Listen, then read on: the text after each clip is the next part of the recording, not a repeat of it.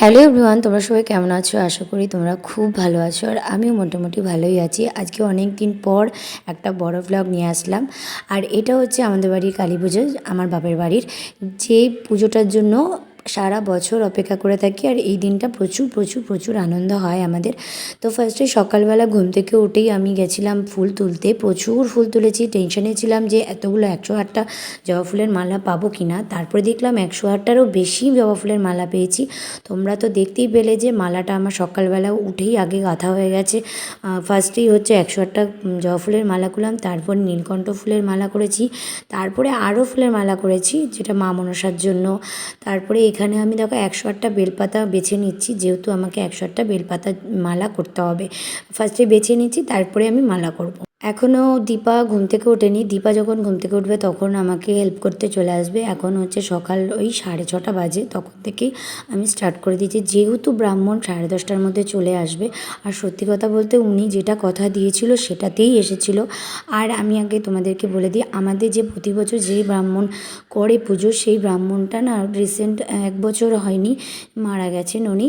তো সেই কারণে আমাদের পুজো করতে পারবেন না, করছে ওনার ছেলে।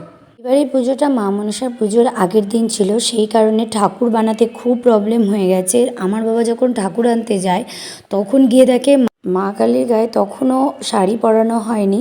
তারপরে তো আবার ভোলে বাবার মাথার চুলটাও নাকি লাগা ছিল তখন। তো সেই কারণে আরও বেশি করে লেট হয়ে গেছিলো। একটু পরেই ফল কাটবো, তাই সেই কারণে আমি ভালো করে ফলগুলো ধুয়ে নিলাম। লাস্টে ফলটা কেন কাটবো বলো তো? লাস্টে ফলটা কাটলে কি কালো হয়ে যায় না, নয়তো ফল কেটে রাখলে না কালো হয়ে যায়, সেই কারণে।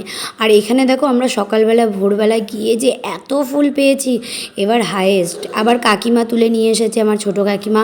আমার বাবা আবার নার্সারি থেকে আলাদা করে ফুল তুলে নিয়ে এসেছে অনেকগুলো। এই সমস্ত মালা গাঁথার পরও এতগুলো ফুল রয়েছে, যেটা আমরা ভাবতেই পারিনি। আর সত্যি কথা বলতে অন্যান্যবার 3টের সময় যাওয়া হয়, এইবার আমরা 5:30টার সময় বেরিয়েছি ফুল তুলতে। ভেবেছিলাম হয়তো পাবোই না।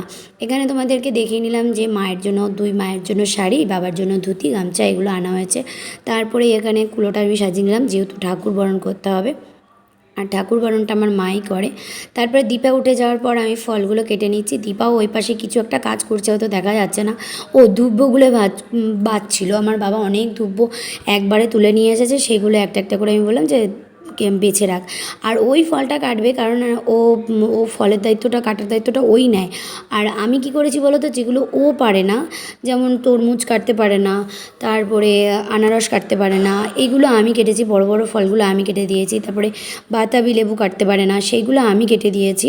তারপরে ও নিয়েছে। আর এই বটিটা না খুব সমস্যা করছিল। তারপরে ভাইকে বললাম, ভাই একটুখানি অন্য একটা বটি নিয়ে আয়, তাহলে কি সুবিধা হবে। তারপরে এখানে আমি চেরি, তারপরে কাজু কিশমিশ, তারপরে খেজুর, সমস্ত কিছু সাজিয়ে নিচ্ছিলাম থালায় থালায়। তারপরে কিন্তু ব্রাহ্মণ চলে এসেছিলো, কিন্তু ব্রাহ্মণ আসলেও কিছু করার নেই।